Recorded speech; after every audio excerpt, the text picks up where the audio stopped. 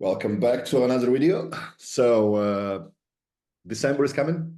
That's why we're gonna do a video on understanding December. So something we've been talking about like off camera, and it kind of came across, hey, there is an incline to have more heart attacks throughout December than any other time of the year. What the hell is happening there? Is it a thing? And what can we do about it? So maybe looking through that like seasonal trends. What First of all, why is this happening? What is it happening for real? And what can we do to make sure that we are not the statistic? Yeah, so it's definitely happening for real. We can look at this through the NHANES data, and at least in the United States, which is just data tracking for incidences, emergency incidences through all hospitals, right? So we do know that December is the month of more cardiovascular problems and I would say nervous system problems, because this includes strokes. Right? They're kind of lumped together, but they kind of are stemming from the same problem, right? And we're going to highlight how this is happening. Number one, most people think that this is about stress, right? Like the holiday stress, the end of the year stress, and things of that nature. But and then they're not wrong, right? That is part of the stress equation. But just like me and you have highlighted in previous videos, your body doesn't distinguish one type of stress from another type of stress. Stress is stress at the cellular level. So they are also uh, dealing with people that suffer from this are not only dealing with stress from the holidays, stress from work, stress from financial stress, because that's kind of what the holidays bring, but they're also dealing with cellular response stress, meaning this data for the holiday season only stands true in the northern hemisphere, meaning there's still Christmas in the southern hemisphere. There's still, other countries don't celebrate Thanksgiving, but there's still Christmas and there's still the holiday season in the southern hemisphere. But guess what? They're in strong sunlight at this time of the year. They don't get the same results. We can unequivocally say that the results from this observation are having to do with your environment changing, and most people not really understanding what they should and should not be doing when the environment changes, of low solar yield, more indoor time, and that's about it. There's some dietary stuff that people don't adhere to, and it's really just one thing, which is related to DHA. But the main thing that changes is there isn't any more strong sunlight, which means that it's cold outside. People spend way more time indoors. The day is much shorter, so sunlight goes away much quicker in the evening. That means that more people turn on their lights at night. Now, this data is also trackable over the last, decades. We also see this uptick get stronger after 2000. Why? Because of light phasing out, like light bulbs. Light bulbs got phased out in 2003 by Obama, from incandescent to LED. You can see an uptick from those dates to now versus those dates to before. Why? Because you're cutting out more of the electromagnetic field spectrum that governs how your nervous system and how your body uses light, both externally and internally, to govern signaling from your brain and your nervous system to control your heart.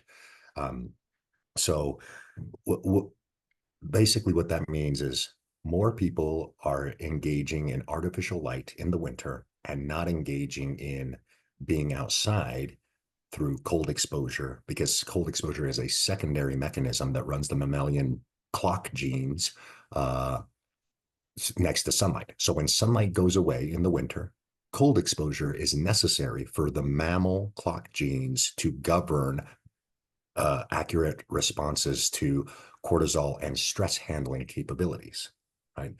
And so that's why you end up essentially overwhelmed. People feel overwhelmed in the winter.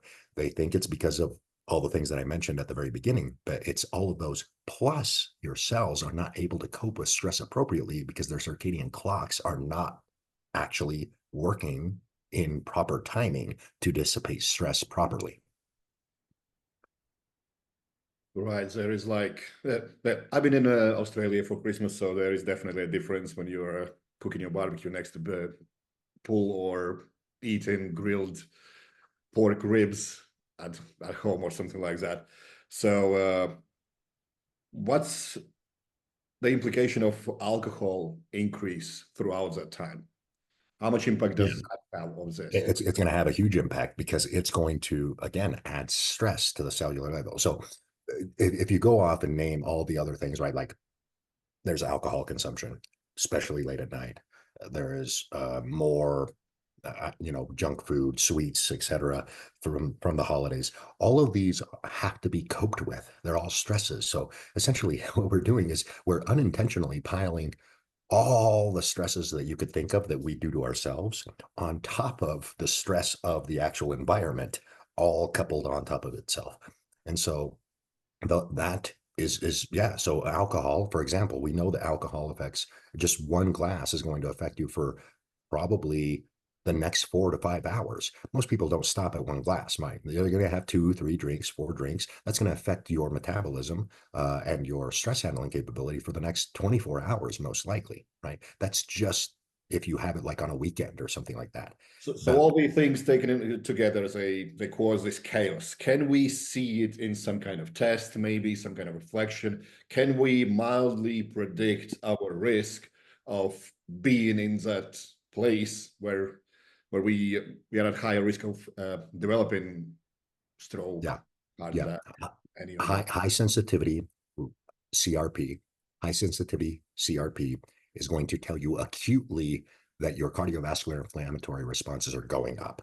That doesn't mean that you're going to have a heart attack. That doesn't mean any of that. It just means that, hey, this is actually measuring inflammatory responses within the cardiovascular system. And if that number is going up or is elevated, say you get it tested in November or beginning of December and it's elevated, that already means that you have a higher risk.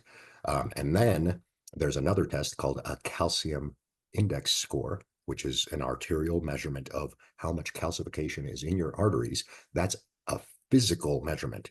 So now, if you combine that with, hey, I have a high calcium score as well, that is definitely going to be a problem. That's literally telling you, hey, your pipes are clogged, right? They're this, and it comes with a number, right? It comes with an actual measurement of this How is how much complex is it to do the calcium index score? Is it really invasive? Is it something that anyone can it's not that invasive. It's not that invasive.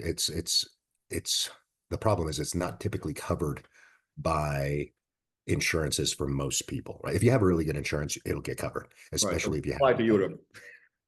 right, or exactly, or go somewhere where it's paid for but then you have to get in line, right? Now you have to be approved to get a calcium index score taken, but at least it'll be paid for. But even again, the thing about America is if you have the money, they'll do it, right? Like that's really that simple. Like they're not going to ask questions if you have the money. You just go to another doctor, right? If a doctor doesn't want to run a calcium index score, but you have the money, go to another doctor, and the doctor will be like, "Well, if you're paying for it, Yeah, fine, I okay." can't see it being very expensive in Europe. No, no. So as far as invasiveness, it is going to be like a scan of your artery, so that you're going to have a pick. But I mean, it's not like it's a 2 day thing or anything like that. It's literally a 1 to 2 hour procedure at the most once you're in there, and that's it. And you're not sedated, and none of that's really happening. It's pretty straightforward, right? Now the So we are CRP, we are looking for the lowest score possible, right? correct? So what can we do if that score is high? So how do we manage, deal with it? What can it tell us? Yeah. Maybe it can predict something like about our daily habits, nutritional Well, stuff. let's start with C-reactive protein because that's the one that just about everybody's going to get. Right. And in fact, you'll probably be able to get that for free no matter where you live, just by going to the doctor and saying, hey, I'm in here for my yearly checkup. It's November. I want to kind of be ahead of the curve of like risks for the holiday season and whatever, right? Have them run some basic blood tests and then be like, hey, can I please get a high sensitivity C-reactive protein store? The doctor's going to be more than happy to run that because they use that for the same marker all the time. So if you have a high C-reactive, and it has to be the high sensitivity, right? The normal one, it doesn't really work very well. It has to be high sensitivity C-reactive protein. Um, if you have one of those elevated, what it tells you is you need to induce a lot of nitric oxide in your body to keep your blood vessels pliable and reduce inflammation. We know that cold exposure is anti-inflammatory for the whole body, but very anti-inflammatory for the cardiovascular system. So let's start with the Before you carry on, anti-inflammatory. sorry, I'm going to interrupt you a little Yeah, bit. go ahead. But cold exposure in summer and in winter, taking in account a different air pressure, does it make a change in how good we Yes, yeah, perform? yes, it will be different. It will be different. So cold exposure in the winter needs to be taken into account with a small dietary change, and also needs to be taken into account that you're probably going to get away with more frequent but shorter durations of cold. It will be more beneficial, let's put it that way, if it's more frequent and shorter durations in terms of purposely getting cold exposure, right? But the key difference is in the winter, you want to induce it regularly. This is going to be a daily thing or twice a day type of thing. But again, very short durations. In the summertime, if you're using cold exposure to exploit getting better sunlight or assimilating better sunlight because maybe you work indoors all the time, so you need to take advantage of when you're outside, that's when you would pair being outside with like a cold plunge. So like a 10-minute cold plunge or 15-minute cold plunge while you're outside in the warm weather. That's going to accelerate how much sunlight you gather in terms of in the winter, there isn't much sunlight to gather. So it does you no good to really induce long, no good is not the right answer, but it's not going to be extra beneficial to go for longer cold plunges. What you need is consistent cold plunges, ideally daily, or cold exposure, right? And we'll talk a little bit about that as far as like how that works. But from a inflammatory standpoint, right? That's what you want to check first. Are you inflamed going into winter? Do you have a C-reactive protein that's very elevated?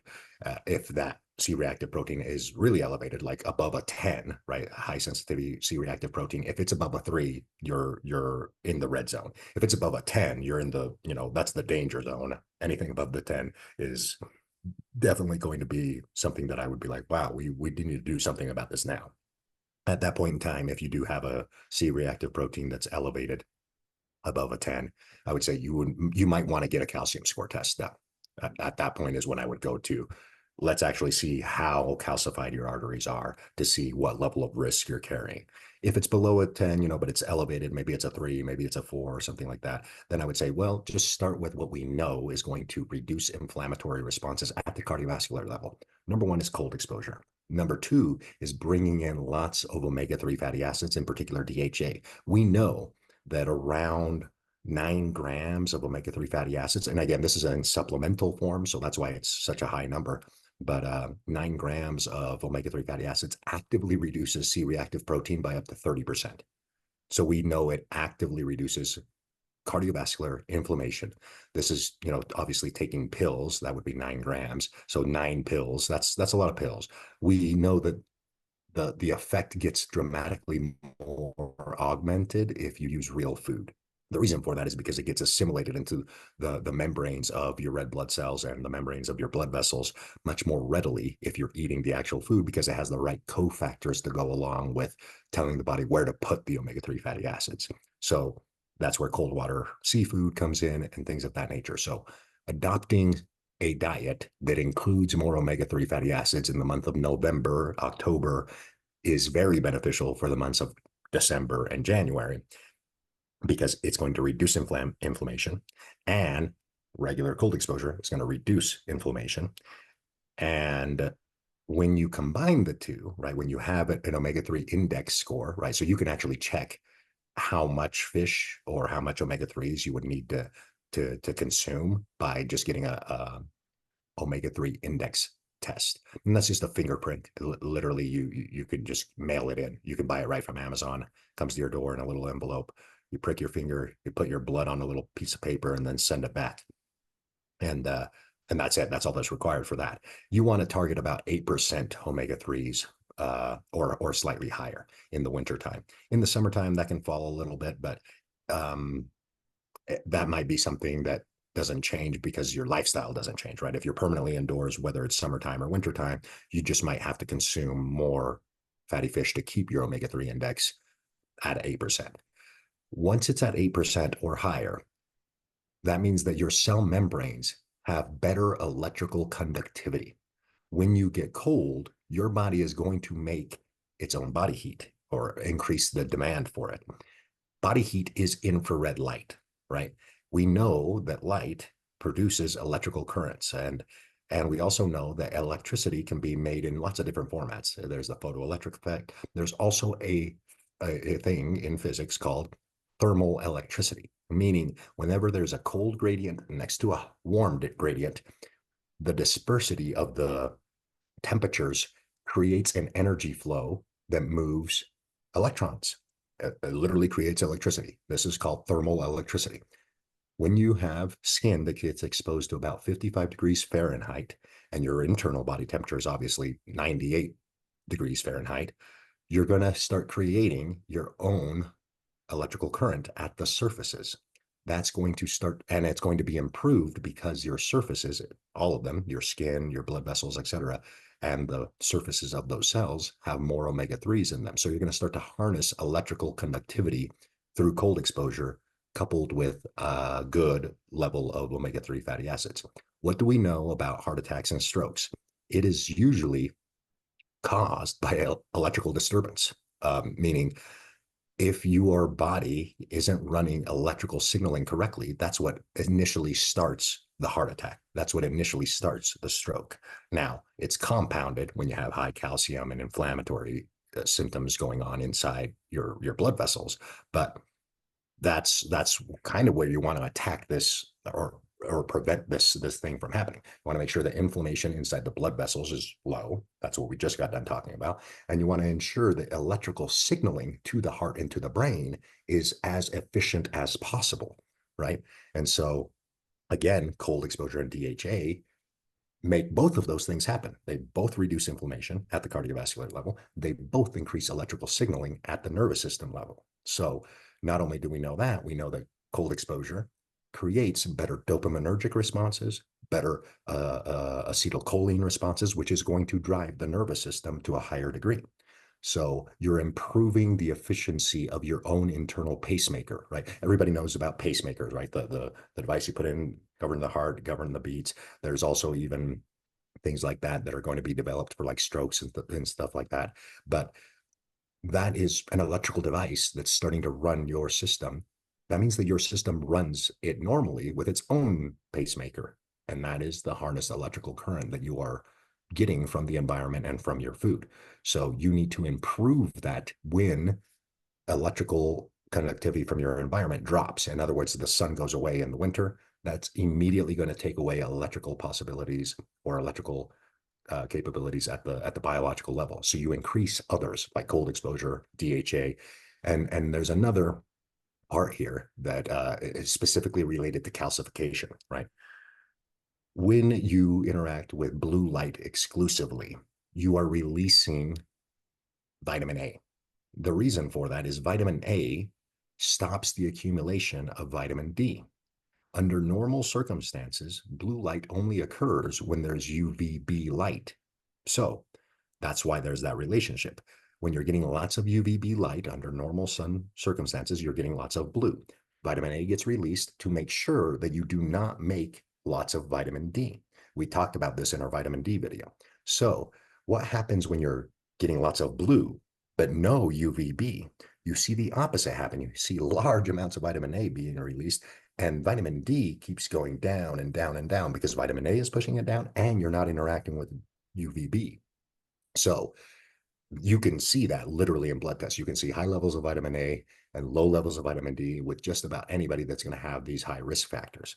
And so that comes to the next step of what do you do in the wintertime to continue to prevent that stress buildup is you want to limit the amount of bright light that you're exposed to, bright LED light that you're exposed to after sunset.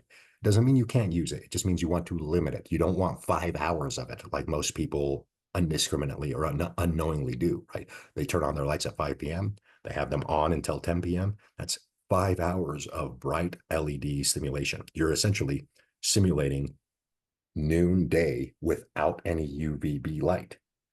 on all of your surfaces. So vitamin A is going through the roof because there's lots of blue, but there's no UVB for vitamin D to come up and combat the cap on vitamin A. In other words, these work as a seesaw. When there's lots of vitamin D being produced, it quenches how much vitamin A is going to be made. And when there's lots of blue light, it quenches how much vitamin A will quench how much vitamin D is going to be made. You're missing that seesaw. It's uncoupled when you only get blue light. So you run a risk of way more inflammatory responses because vitamin A is essential for some inflammatory responses. And we know this from studies showing excess vitamin A in the blood accelerates calcification in the arteries. So you want to reduce how much vitamin A is being released from your cells. That could be dietary, right? Like you could reduce how much vitamin D you're taking in through your diet, but most people aren't consuming large amounts of foods that have vitamin A. Most people are not eating liver all the time. Most people are not eating high amounts of vitamin A foods regularly, right? Every now and then, but not every single day. Most of the vitamin A that's being released into the bloodstream is actually being done through light stimulation. So that goes to what I stated earlier of like we can look at NHANES data and show the trends of heart attacks and strokes increase after they changed the demand on light bulbs, meaning incandescent light bulbs give off infrared and UV along with a little bit of blue. So what did I just say earlier? When you have LED lights only, you're only getting blue, you're not getting any infrared, and you're not getting any UV. That means vitamin A will only go up. When you use incandescent light bulbs, you're getting some UV and you're getting quite a bit of infrared and you're getting a tiny bit of UV, or sorry, not UV, a tiny bit of blue. So what that means is you're starting to simulate what sunlight would actually be like, although it's not as powerful, right? The light bulb is clearly not as powerful as the sun. You're getting the same wavelengths or very close to them. So that starts to mitigate some of those drawbacks in the wintertime. So a hack that people can do is change your light bulbs, change them to incandescent, change them to halogen, change them to anything that's not LED. If you live somewhere where you can't do that, totally possible, then that's when you need to possibly invest in an EMR tech device that has a little bit of UV and infrared in it, or there are other devices, but EMR tech is the one that I have personally vetted and personally tested to not have very much flicker and not have very much electromagnetic field because they are LED lights, so they have transformers in them and stuff like that. And so you want to be careful with subpar equipment. Now, that doesn't mean that they don't, that they're not made correctly. It just, I haven't tested them, right? So people always send me, is this good or is that good? Or the answer is I don't know. I haven't tested it. Some will be, some won't be. The ones that I can vouch for are EMR Tech. And another one that I've used in the past that also was pretty good is Mito Red. But I don't know if Mito Red is still in business. So again, those are the ones that I recommend because I have physically tested them with my electromagnetic field tester and my spectrometer and stuff like that. So they have very low flicker, almost zero. In fact, EMR Tech has really close to zero flicker and very, very, very low EMF, almost not detectable. So those are the things that I would bias if you cannot get incandescent light bulbs or halogen light bulbs, because that's definitely way cheaper and it's much more convenient if you just swap out your light bulbs to light bulbs that are giving you some UV light and some infrared light. And that's what's going to stop the inflammatory response from the vitamin A perspective to a much larger degree than if you just left normal LED lights on all the time. So we still know that a lot of people are reluctant to do any blood tests. Even we keep beating all the time. You need to do it, you need to do it, you need to do it. Are there any signs of inflammations that people can pick up without doing any blood tests to kind of encourage them, hey, you might need to look into this a bit deeper? Maybe it's soreness that's lingering a bit too long after training. Maybe it's joint pain that just seem to never go away. Maybe it's some kind of digestive issues. Is there anything that can give us sign? It's all, yeah, You know what? yeah, You it's probably all need of those. that. Yeah, it's all of those. To be honest, it's all of those, right? So if you're having, okay, so number one, right? If you're having cardiovascular inflammation, you might have edema that builds up. You might have swollen fingers, swollen hands, swollen feet that just kind of seems to come and go at random or stay permanently. Those are signs that you're having cardiovascular problems. The degree of the problem will only be determined by a blood test and some procedures. But if you're experiencing those things, that tells you should probably look into that. And now, if it's only happening randomly or if it just happens every now and then, I probably wouldn't do anything about it. But if it's consistent, hey, every week I'm having this response, that's a sign, right? Other things are dysregulation with digestion, right? All of a sudden being very, very, very bloated and not being able to digest food. That's going to be inflammatory response. Now that inflammation is going to be more located at the digestive tract level, and that could go back to our calorie video. That could be literally that you're eating the wrong foods for wintertime. That will eventually make, or that inflammation will eventually make it to your cardiovascular system, but it's starting at the digestive tract. And that's why we always say, hey, if you live somewhere where there's winter, you're going to have to fluctuate how you eat winter versus summer because of these inflammatory responses that happen at the gut level that eventually make themselves present in the blood and in the cardiovascular level. So, a couple things there that are anecdotal, right, that you're going to just pick up on with your daily living, that could signal, hey, maybe I should get a blood test done to see how much inflammation is going on, or if the inflammation is severe enough that it's migrated to cardiovascular tissue. Yeah, we kind of spoke off camera a little bit that I changed the rice, so the rice that's frozen, just because of convenience. I've done a lot of things that I had to do it for a bit, and my body just didn't feel it right. It's not even changing the food source, but at the same time changing the way food is cooked. Mm-hmm. And my body Yeah. was, nope, not happening. Appetite is going down. Yeah. Yeah. Yeah. And that's where I would start to look, right? Like lack of appetite or increase of appetite, and then dysregulation of digestion, right? That goes to the Bristol stool test, right? Like, so, are you having solid craps in the morning, right? Or is it diarrhea or is it constipation? If those are I think fluctuating. this one is so undervalued because so many people will just tell me, yeah, I go to toilet every meal after every meal, or I go to toilet once every 4 days, and I'm like, that this is not normal. Right. And like, why wouldn't it? Like, and you're like, okay, your body is not dealing with food the way it should be doing. Let's look deeper in what you actually do. And usually, more often than not, it's, yeah, I just follow if it fits your macros, and you're like, yeah, here we go. Right. Right. Yeah. And that's what I'm saying. Like, digestion is going to be a key thing to keep on, especially in the winter, especially if you're having digestion problems in the winter time and it doesn't happen at other points in time. These are the things that I would start with, right? How much cold exposure are you getting? How much DHA is in your diet?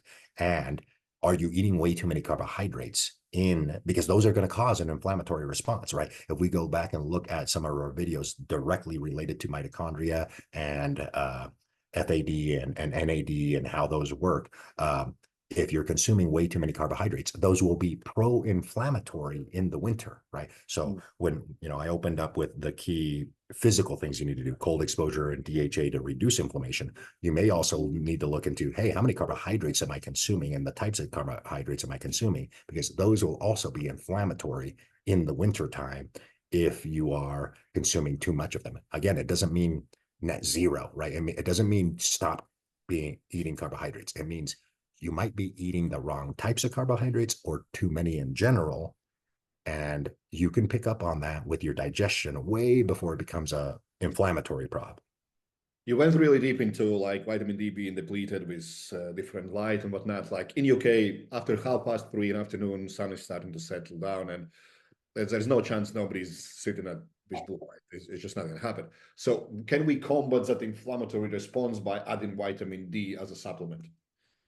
No, I would not. I would not. If your vitamin D is deficient, it's the only time I would accept the risk, right? The risk, which we did talk about in your vitamin D, is we talked about a lot of the problem stems from inflammatory responses going on at the cardiovascular level. We don't want to exaggerate the buildup of LDL cholesterol at the same time, vitamin D supplementation will raise LDL cholesterol in the wintertime because you don't have a way for the liver to turn it into a water soluble molecule without increasing LDL cholesterol. So I would not supplement vitamin D unless absolutely necessary in the winter time. From an anti-inflammatory response, I would say some of the better things to take would be anything like curcumin, turmeric, things of that nature to reduce inflammation during the winter time, because you're not going to be making, you're not going to be getting a lot of sun exposure anyway. There won't be that much sun to make melanin, right? So the reason why I say that is curcumin and turmeric are anti-inflammatory at the cost of melanin manufacturing. Meaning, if you take curcumin and turmeric in the summertime, you won't get tan. It will stop you from being able to get tan. And that is a big deal because you want to preserve melanin sheets on the exterior so that it can migrate internally in the wintertime, right? And that leads me to cold exposure is doing that. Cold exposure brings melanin from your surfaces to your internals because melanin is a semiconductor, and it is going to run electrical signaling internally, which is what this whole conversation is really about. Cardiac attacks, strokes is internal inflammation and internal electrical signaling that gets dysregulated. Anything that upregulates that, including melanin production, is going to be pro-beneficial. So the turmeric and the curcumin, that would only be if you actually show signs that you have high amounts of inflammation. So let's say you get a calcium score test done, right? Or a C-reactive protein test done, and they come back normal, right? Then at that point, I wouldn't induce curcumin or turmeric or other anti-inflammatory things other than some DHA and cold exposure, because DHA and cold exposure are going to upregulate other electrical conductivity circuits like melanin production internally. Right. Yeah, this is very interesting because it sounds almost like there should be emphasis on checking different blood test values at different times of the year that might be more beneficial than other times of the year. So let's say Yeah. winter comes and we are looking closer into uh, HCRP and all those kind of things, and making sure that LDL is in check and whatnot. But when summer is coming, we might even want that LDL to be a little bit higher because the sun is coming and we can get it sulfated into like sex hormones, stress hormones, and so on and so forth, right? Yes. Yes. Yeah. So there is an art to this, right? Like just each blood test gives you different information because you're at a different point in time, right? People just, and again, they just don't know any better. And doctors are guilty of this as well, is that they think that the tests mean the same thing at different times of the year. But the environment is what dictates how you should be interpreting it, both the environment of the person internally and the environment that that person is currently in, right?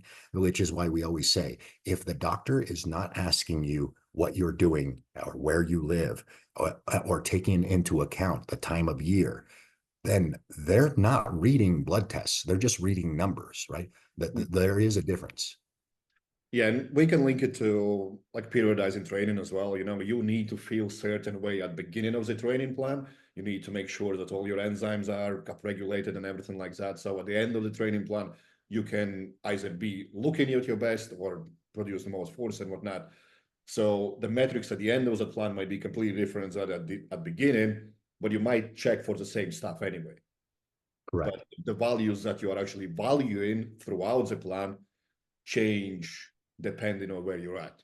So blood tests Yeah. should definitely be looked at the same way. And more often than not, sadly, doctors are not taught that there is a difference.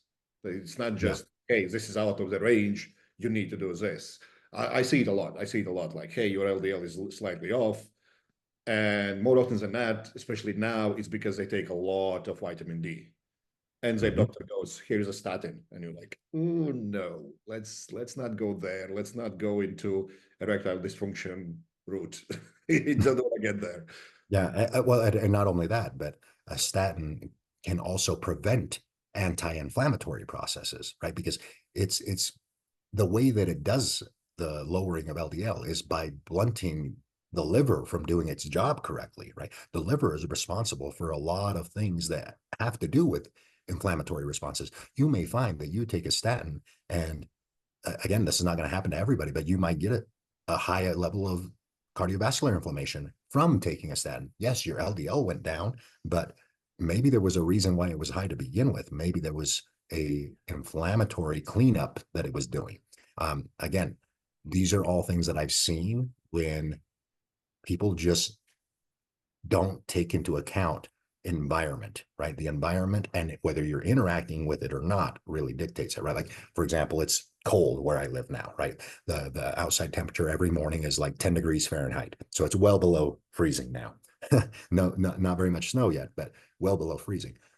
My body doesn't know that unless I tell it by actually interacting in that environment. If I don't interact with that environment, my body doesn't know that it needs to upregulate anti-inflammatory process through cold exposure. My body doesn't know that it needs to start making its own internal light to create, to help melanin migrate from my surfaces to my internals to help me survive a low solar yield environment of wintertime. You need to physically interact with the environment that you're living in and act accordingly. You don't really have a choice. I mean, you do have a choice. There are consequences for the choice, right? Yeah, awesome, David. This has been great. I appreciate your time as usual, and we'll dig deeper into understanding how we can make ourselves better by not really overcomplicating everything in following videos. Yes, awesome. Thank you very much.